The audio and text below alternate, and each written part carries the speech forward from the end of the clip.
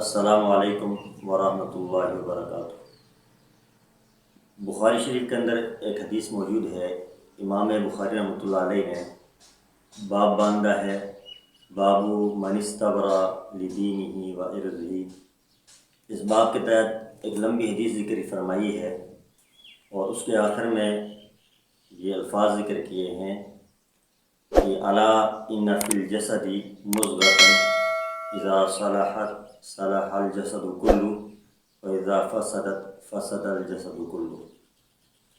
ان الفاظ کی وضاحت، تشریح اور تفسیر میں مولانا عثمان غنی صاحب شیخ الحدیث مظاہر العلوم سہارنپور نے ایک عجیب نقطہ بیان فرمایا ہے کہ انسانی دل تمام خیر و شر کا منبع ہے، اس لیے انسان کو اپنی ساری توجہات کا مرکز دل کو بنا لینا چاہیے، بقایا اعضاء خود بخود دل کے تابع ہو جائیں گے۔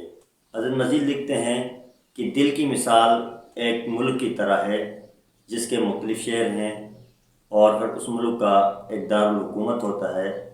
پھر اس دارالحکومت کے اندر ملک کا جو حکمران ہوتا ہے وہ موجود ہوتا ہے۔ پھر اس حکمران کے لیے اس دارالحکومت کے اندر ایک دفتر یا ایک تخت یا ایک کرسی سمجھیے ہوتی ہے جہاں بیٹھ کے وہ فیصلے کرتا ہے۔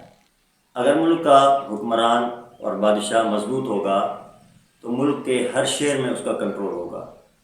ملک کے کسی شہر سے کوئی شہری اس بادشاہ کے خلاف بغاوت پہ کھڑا نہیں ہو سکتا، اور اگر ملک کا بادشاہ کمزور ہے تو وہ اپنے علاقوں پر کنٹرول نہیں رکھ سکتا۔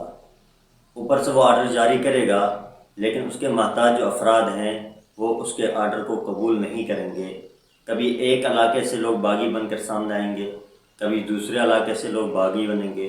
غرض یہ کہ اس بادشاہ کے لیے ملک کے اندر حکومت چلانا مشکل ہو جائے گا۔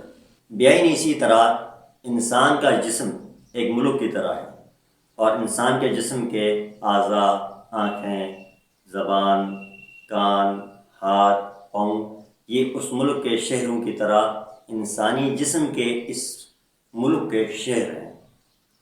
اور جس طرح ملک کا ایک دارالحکومت ہوتا ہے، انسانی جسم کے اس ملک کا دارالحکومت انسان کا سینہ ہے۔ اور جس طرح دارالحکومت کے اندر اس حکمران کے لیے ایک دفتر ہوتا ہے، ایک تخت ہوتا ہے، کرسی ہوتی ہے جہاں بیٹھ کے وہ ملک کے فیصلے کرتا ہے، اسی طرح انسانی اس جسم کے دارالحکومت سینے کے اندر جو بادشاہ کا دفتر ہے اور تخت ہے یا کرسی ہے وہ ہے انسانی دل۔ انسانی دل بادشاہ کے تخت، دفتر اور اس کی کرسی کی طرح ہے جس پر ایمان کا بادشاہ بیٹھا ہوتا ہے۔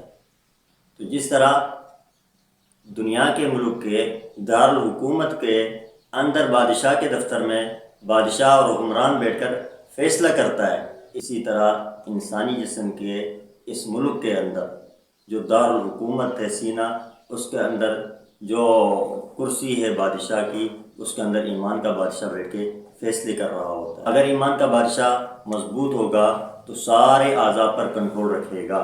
جس طرح دنیا کا بادشاہ مضبوط ہوگا وہ اپنے سارے ملک پر کنٹرول رکھ سکتا ہے، اس کا کوئی فرد اس کا باغی نہیں بن سکتا۔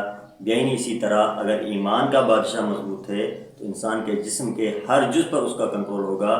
نہ آنکھیں بغاوت کر سکیں گی، نہ کان بغاوت کر کے گناہ کر سکیں گے، نہ ہاتھ بغاوت کر کے کوئی جرم کر سکیں گے۔ اور اگر ایمان کمزور ہے تو کبھی ہاتھ بغاوت کریں گے، کبھی آنکھیں بغاوت کریں گی، کبھی پاؤں بغاوت کریں گے۔ اس لیے اگر کوئی آدمی گناہوں سے بچنا چاہتا ہے، پاکیزہ زندگی گزارنا چاہتا ہے، ایک پاک زندگی گزارنا چاہتا ہے، تو اسے اپنے دل کے اندر بیٹھے ہوئے ایمان کے بادشاہ کی فکر کرنی پڑے گی کہ میرے اس دل، اس پورے جسم کے بادشاہ جو دل کے اندر بیٹھا ہوا ہے ایمان کی صورت میں، اگر وہ مضبوط ہے تو خود بخود گناہ سے بچ جائے گا، اور اگر ایمان کا بادشاہ کمزور ہے تو لاکھ محنت صحیح، لاکھ توجہات صحیح، اس آدمی کے لیے گناہ سے بچنا ممکن نہیں۔ کبھی ہاتھ باغی بنیں گے، کبھی کان باغی بنیں گے، کبھی پاؤں باغی بنیں گے۔ اللہ تعالی ہمیں اپنے ایمان کی فکر کی توفیق عطا فرمائے۔